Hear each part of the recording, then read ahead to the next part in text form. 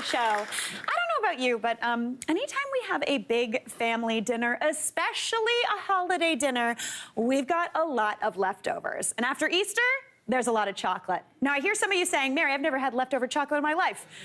And you are a lucky one. I'm more of a chip girl, though. So when I have leftover chocolate, I like to make what I call my whatever you've got brownies. Basically, you use all that leftover chocolate, chop it up, put it in some brownies, and everybody's happy. This is kind of what I like to do with normal leftovers, savory ones as well. I use it as an ingredient in a new recipe. So today, chocolate into chocolate, everybody's happy.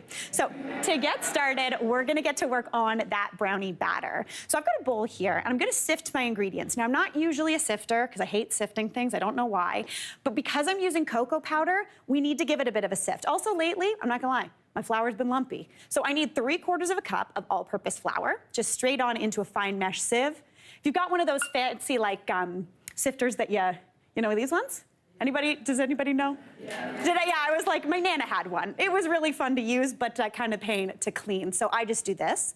So I'm gonna add in 3/4 of a cup of that all-purpose flour. Then I also need 3/4 of a cup of cocoa. Now, as I said, cocoa can be lumpy, and that's because while this looks dry and just like a powder, it actually has some fat in it. So it tends to clump up the longer it sits in your pantry. So I need 3/4 of a cup of that cocoa powder.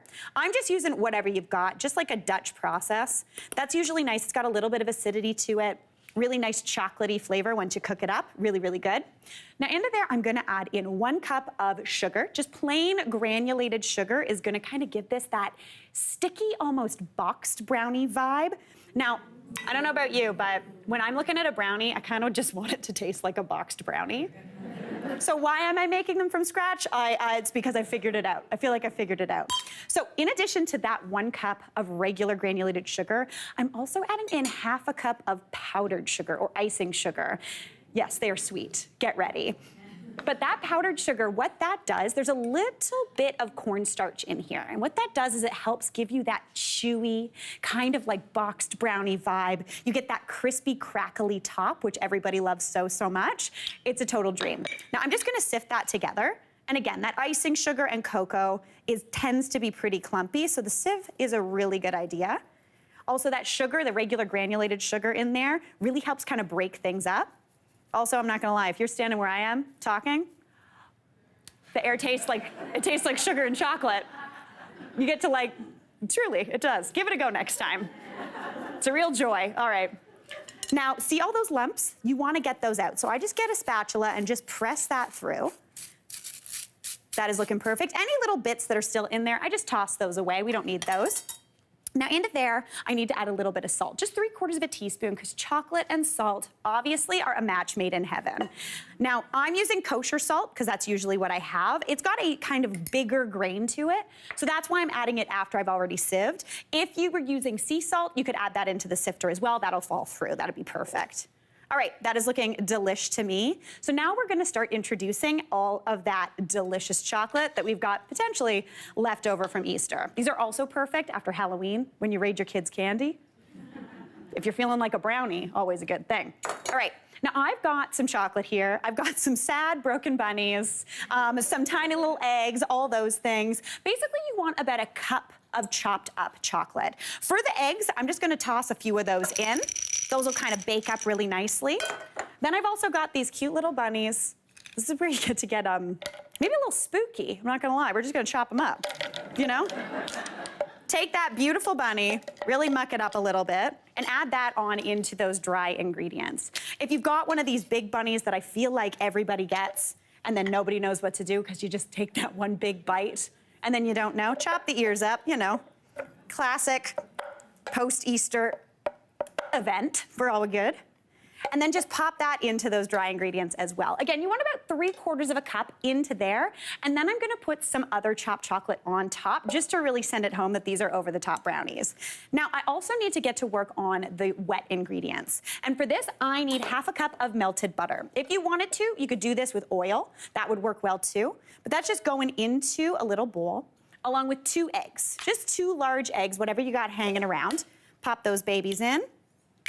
Again, if you wanted to do these even with olive oil to kind of pretend they're healthy, feel free. But again, we got a cup and a half of sugar and a bunch of chocolate in there, so we're not pretending today. I'm gonna give that a whisk up. And this is a little bit of a funny ingredient. Into here, I'm gonna add in 2 tablespoons of water, just plain tap water. It reacts really well with that icing sugar, giving you, again, more of that fudgy kind of boxed brownie vibe, which is a total dream. Now into there, I'm gonna add in a little bit of vanilla, because vanilla, chocolate's best friend. It really makes it taste nice and chocolatey. So just about a half a teaspoon into there. Give that a whisk up. And now we just need to bring these 2 babies together. Again, if you wanted to not use melted butter, you could do this with oil. If you don't have anything handy, it's easy peasy.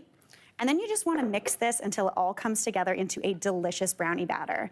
Now, when I used to make brownies, I always thought you had to have melted chocolate to get the perfect fudgy, delicious brownie. But to be honest, with the cocoa powder, with that addition of that icing sugar, it works absolutely perfectly. We've got all that chocolate mixing up.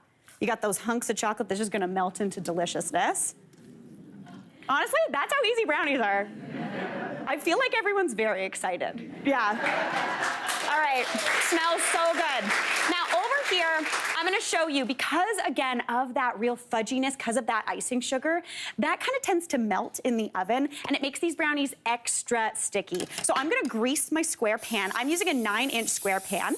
An 8-inch will also work well. You wanna grease it really well. Now, I have before just greased the pan, and guess what? Those brownies don't come out. So you wanna grease it and line it with a little bit of parchment paper. So what I like to do is just get it, measure it over the top, make sure it's a little bit bigger, and I like to do it almost in a sleeve.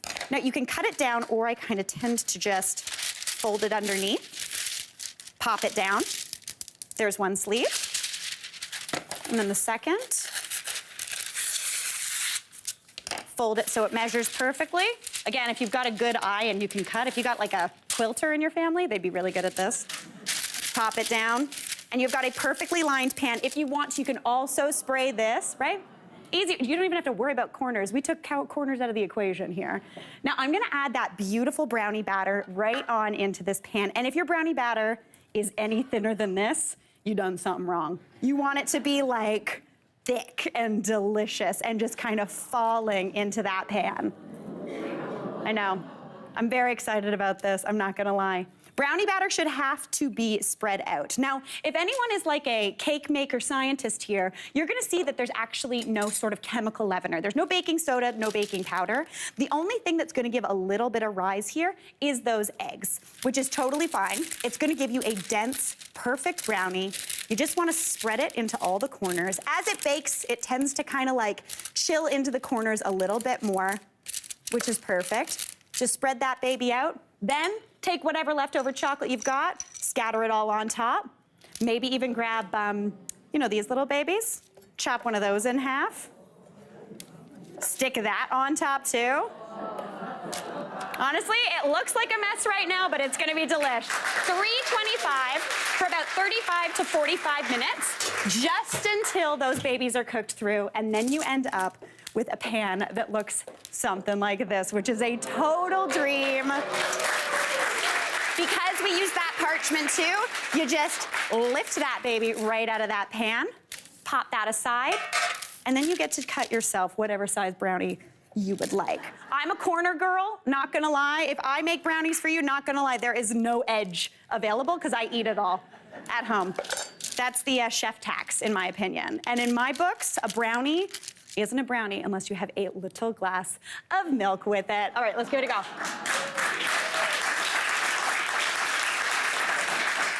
Y'all, that's a good brownie. I've already got people with hands up, I feel like, wanting this brownie. Hey, Mary here. What did you think? Drop your comments below, and don't forget to like and subscribe for more of the good stuff.